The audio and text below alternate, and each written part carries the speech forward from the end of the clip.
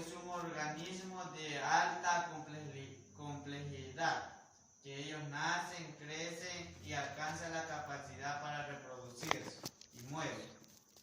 Estos organismos están formados por una gran cantidad de átomos y de moléculas que constituye un sistema dotado de organización y en constante relación en el entorno. Dice que los seres vivos, ellos tienen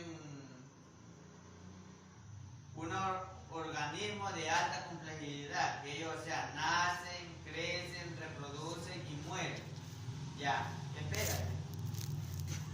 Ya, o sea que dice que ellos también se adaptan al entorno para sobrevivir, ya que ellos llegan aquí, si no hay comida, ellos aquí se adaptan y ahí para que ellos sobrevivan. Ya, dice que los organismos se clasifican en reino monera, reino prototistas, reino fungi, reino plantae y reino animalia. Vamos sobre el reino monera. Ya. Es animal. El reino monera. Dice que el reino monera es un reino que incluye a todos los organismos por la célula procariota. Y, por la célula, ya. Tenemos aquí un ejemplo, cocos, bacilos, espirilos. Vamos sobre el reino prototistas. Ya. Dice que el reino prototistas es un grupo muy heterogéneo y con mucha diversidad de organismos. O sea que ellos tienen mucha diversidad en el organismo. Aquí ejemplos: amebas, euglemas, etc. Hay muchos más. Sobre el reino fungi, sobre el de los hongos. Ya, dice que el reino fungi es un reino más conocido como hongos y que se diferencia al resto de los reinos en sus células, que poseen paredes celulares compuestos por quitina. Dice que este reino es muy diferente a los otros, porque ellos dicen que forman unas paredes celulares y están compuestos por quitina. Ya, ejemplos: champiñón y oronga. Vamos sobre el reino plantae, sobre el reino de las plantas. Dice que el reino plantae es un reino que plantea el conocido generalmente como plantas, como las plantas de los organismos eucariotas y fotosíntesis. Ya, ejemplo: el pino sembrá y las plantas banana. Y el último, el reino animalia, sobre los animales. Ya, dice que este reino agrupa a todos los animales que se caracterizan por su organismo eucariotas, heterótrofos y pluricelulares. Aquí ejemplo, los vertebrados, invertebrados, los vertebrados poríferos y los invertebrados molusas. Ya, gracias. Hola, mi nombre es Giancarlo Macías de la Cruz y voy a tratar sobre la composición biológica de los seres vivos.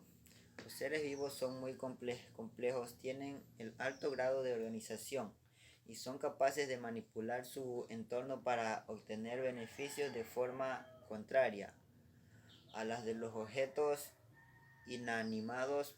Pueden morir si no efectúan su función vital, y también están compuestos principalmente por 4 bioelementos fundamentales, que son carbono, nitrógeno, oxígeno e hidrógeno. Aparte de estos, existe una larga lista de elementos químicos que se compone la materia viva, que son fósforo, calcio, sodio, potasio, magnesio y manganeso.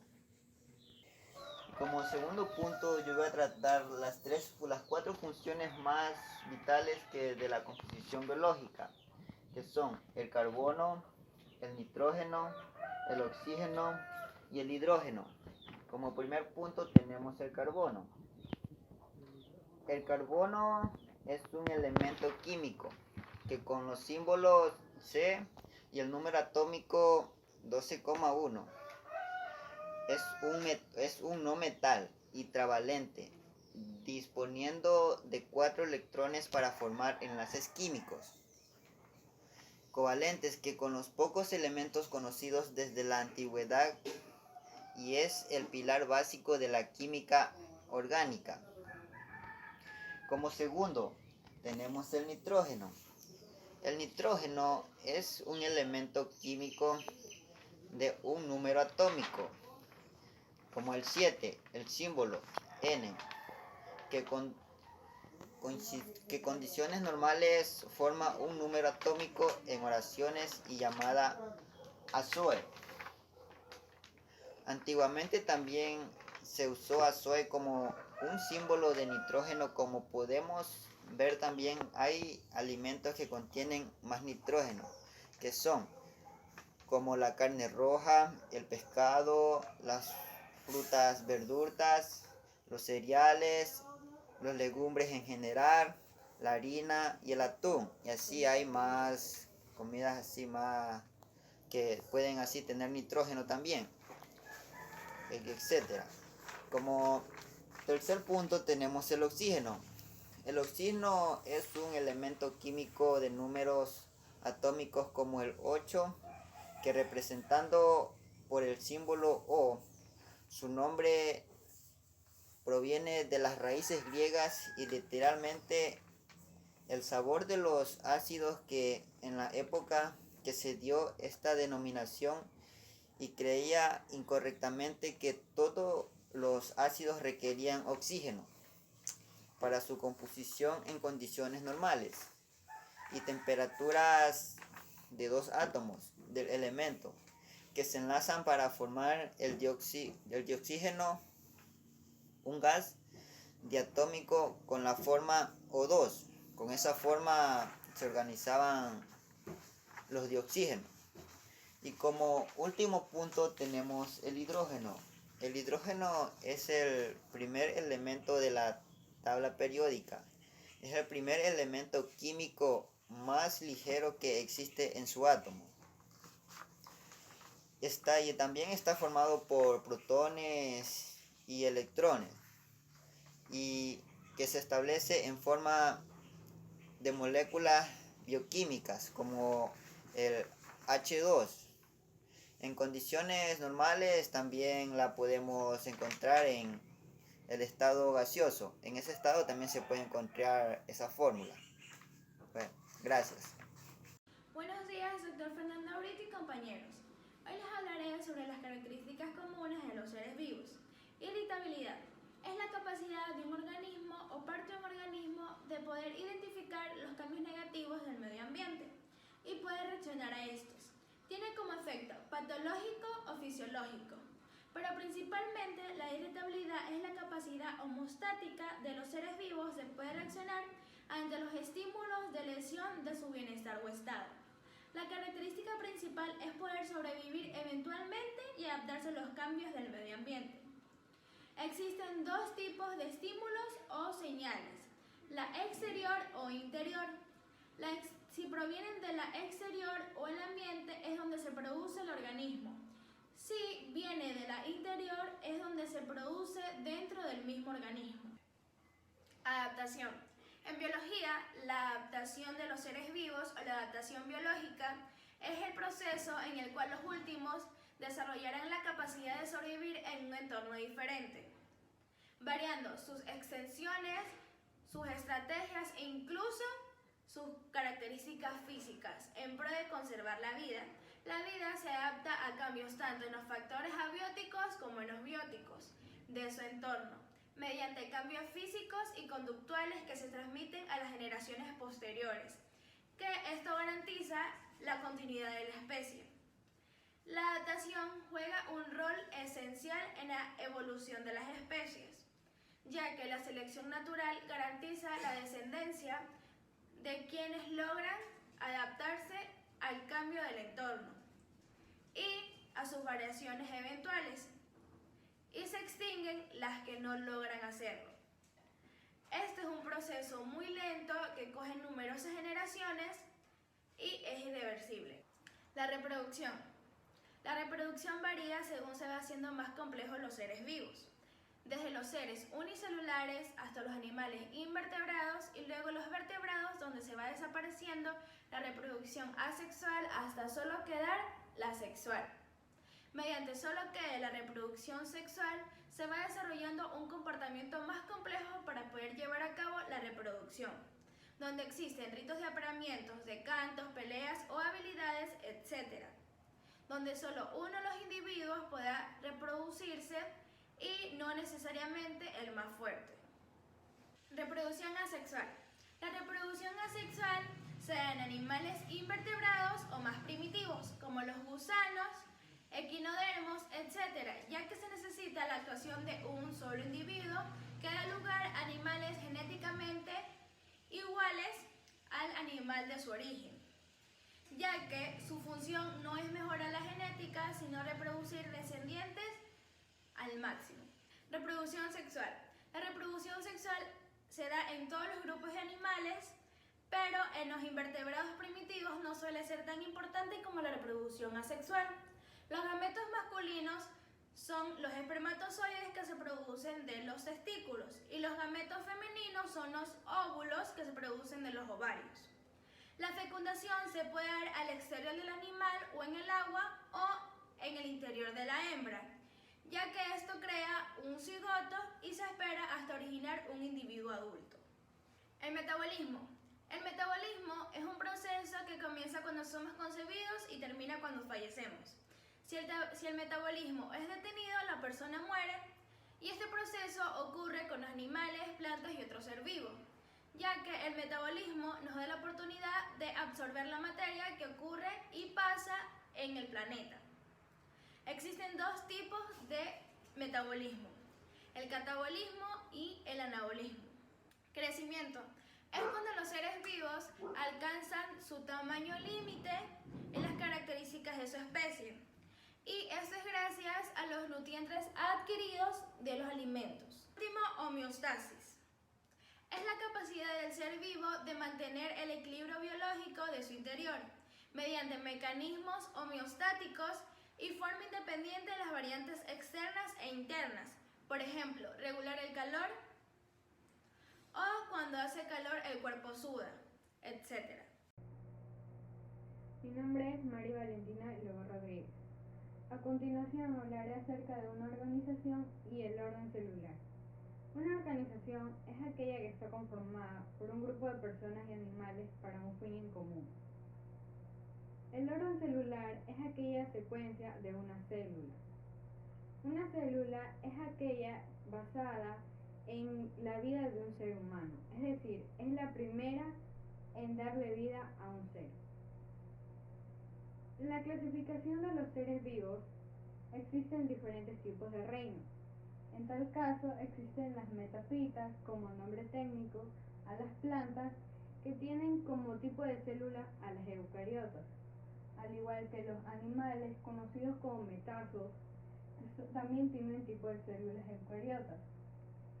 Los hongos y las algas como protococcitas, que también tienen célula eucariota, a diferencia de las bacterias que tienen una célula procariota. Las células eucariotas son las que tienen un núcleo y este a su vez una membrana. Sin embargo, las procariotas son las que no lo tienen. Los organismos unicelulares son aquellos que están conformados por un tipo de célula y los pluricelulares por dos o más tipos de células. El ciclo celular es aquel en donde una célula cumple varias fases. En tal caso, existe la primera sería G1, en donde la célula mantiene su mayor crecimiento S por la síntesis del ADN, es decir, el ADN se duplica. G2, existe un crecimiento exitoso de la célula. Sin embargo, está también la interfase. Es la primera fase de todas, de las 5 existentes. Es aquí donde el sistema o la célula se duplica, es decir, que si un ser humano por lo regular tiene 23 cromosomas, se duplica y tendríamos 43. A su vez que su tamaño también sería mayor, el doble. Dentro de las otras fases están la profase, metafase, anafase y telafase. Un truco muy sencillo que podríamos aprender de cada una de estas fases sería promete Ana Tejer, en la cual incluye cada una de ellas. A su vez, existe la mitosis. Para dividir o señalar y reconocer cada una de estas, en la mitosis existe un proceso de las células somáticas. ¿Qué quiere decir esto? Que son las células de nuestro cabello, de nuestra piel, de nuestros ojos, las que tenemos. En cambio, que la meiosis son las células de línea germinal, los espermatozoides y óvulos. La principal causa de las enfermedades que actualmente tenemos. A su vez, los tumores y cáncer que podrían ser hereditarios. La mitosis, por lo regular, puede tener una duplicación de células, es decir, saldrían 2 hijas células. Y la meiosis se duplica el material genético. También existe la meiosis 2, el proceso por el cual la célula se multiplica, es decir, que ya existen 2, pero saldrían 2 más, es decir, el resultado sería 4. Y se lo conocen como diploides, células diploides, y saldrían 4 hijas. Cada uno de estos procesos nos ayuda al reconocimiento de cómo se forma una célula y cómo sería el crecimiento dentro de nosotros.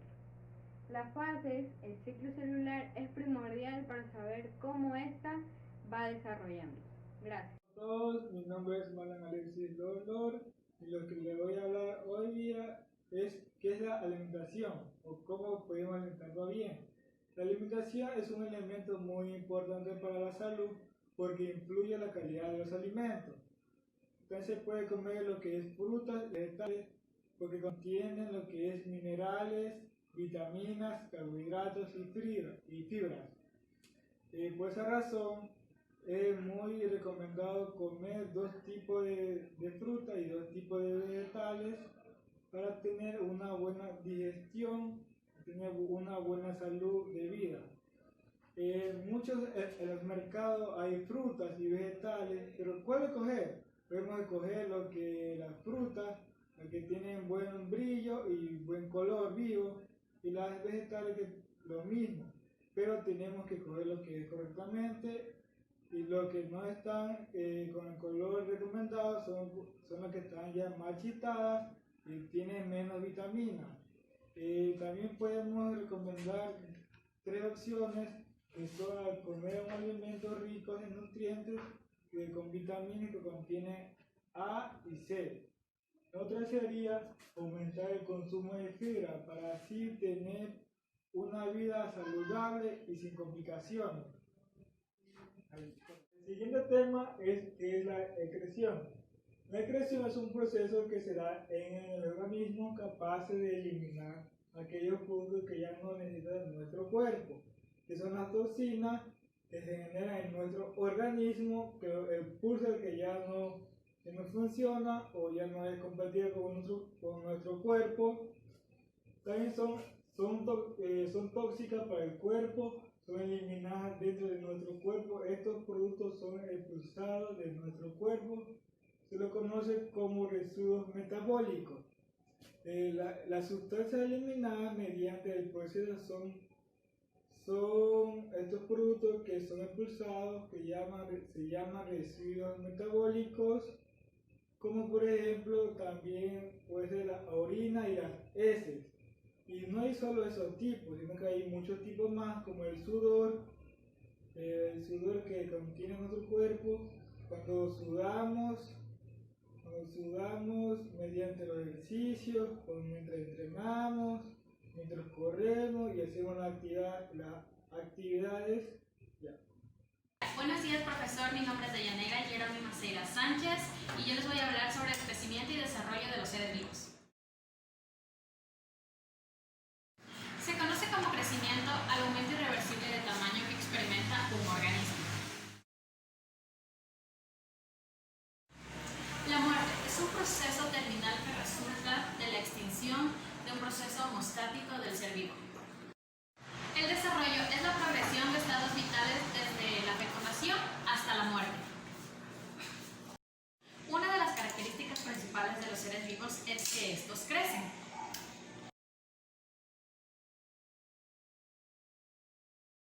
Los seres vivos requieren de nutrientes para poder realizar su proceso metabólico que los mantiene con vida.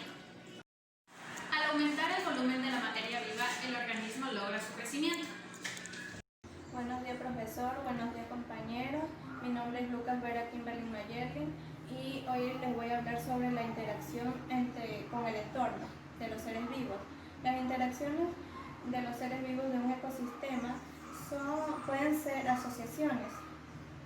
Las llamamos asociaciones a las relaciones de los individuos con un fin.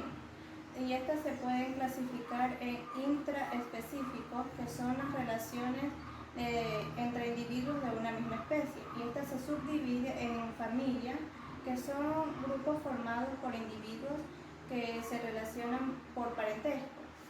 También tenemos a las poblaciones gregarias, que son poblaciones que se crean, por así decirlo, por especies que han pasado la mayor parte de su vida aislados, pero en determinado tiempo se agrupan formando grupos así. También tenemos las colonias, que son generalmente por organismos marinos, y estos pueden llegar a ser tan grandes que son muy difíciles de distinguir a cada uno de estos organismos. También tenemos las sociedades, que son literalmente hechas por insectos, y también estas pueden ser distintas unas con otras y tienen funciones diferentes, como por ejemplo las hormigas, los saltamontes, entre muchos otros insectos. Tenemos también las asociaciones interespecíficas, que son cuando estos se dan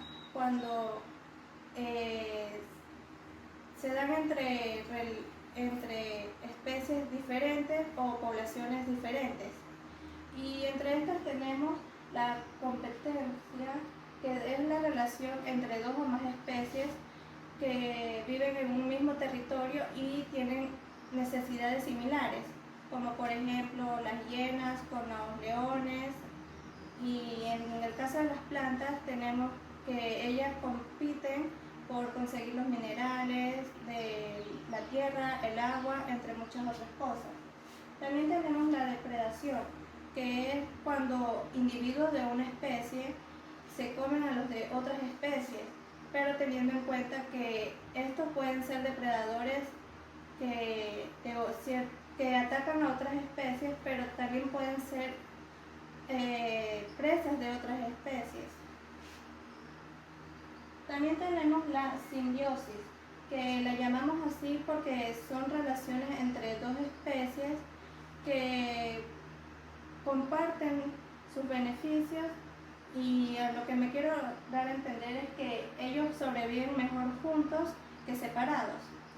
También tenemos al parasitismo, que es cuando una especie está pegada a otra especie, como por ejemplo las pulgas o las garrapatas, que en sí no causan una muerte directa a la otra especie. Y por último tenemos el comensalismo, que son especies que se benefician de otras especies, pero en sí la otra especie no se beneficia ni se perjudica de esta especie, como por ejemplo tenemos a las aves cuando construyen su nido en los árboles. Los pájaros se benefician al construir su hogar ahí, pero los árboles en sí ni se benefician ni se